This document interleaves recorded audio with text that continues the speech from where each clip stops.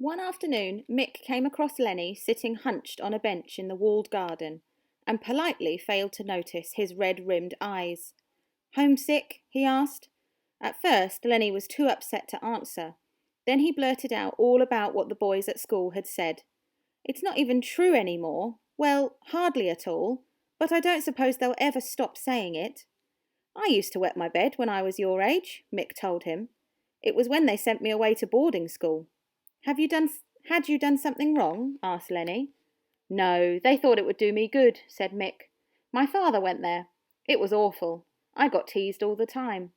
Then it started again when I was in the hospital after—" He looked down at where his leg had been.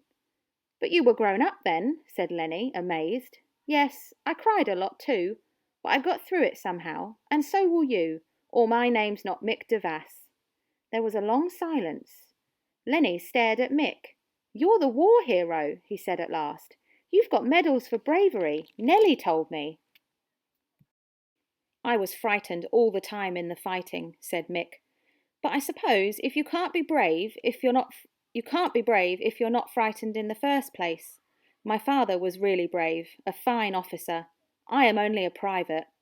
"My dad's a private," said Lenny proudly. "He's fighting the Germans like you did. I've got his medal."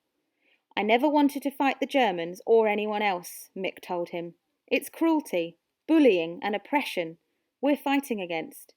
Lenny was not quite sure what this meant, but he got the general idea. "I used to come here to this garden to see the unicorn when I was a boy during the school holidays," said Mick. "I used to long to be brave and manly and all the things they wanted me to be. But there are different kinds of courage, and I'll tell you one thing. The boys who say those things to you haven't got much. None at all, in fact." Later, when he was alone, Lenny thought a lot about what Mick had said. Gradually, the bedwetting stopped altogether. Knowing a real war hero who has had the same problem helped. He even forgot about prowling lions. But then something happened that was much worse. Mum's weekly letters stopped coming.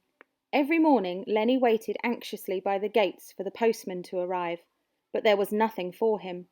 He told nobody how worried he was, but he started to have bad dreams about searching for Mum, and running and lions leaping out at him and pinning him down with their terrible teeth and claws. The bedwetting started again. In the end, everything was just too terrible to be borne. One night, Lenny waited till the girls were asleep. He had his suitcase already packed. He put his precious medal in his pocket and crept downstairs to the back kitchen. It was difficult to unbolt the back door without making a noise, but he managed it, standing on a chair. He was running away. He had to get back to London. He planned not to go by the main drive, which went around the front of the house, in case he was seen. Instead, he would cut through the gardens, into the orchard, through a hole in the hedge, and across the field to the road. There was a bright moon. Lenny's sharp shadow tracked him nimbly along the silent paths. In the vegetable garden, he scampered past raspberry beds and rows of stacked-up beans, where anyone or anything could be hiding. When he reached the orchard, he broke into a run, weaving from one tree trunk to another, crouching low over his suitcase. When he reached the hedge, he stopped short.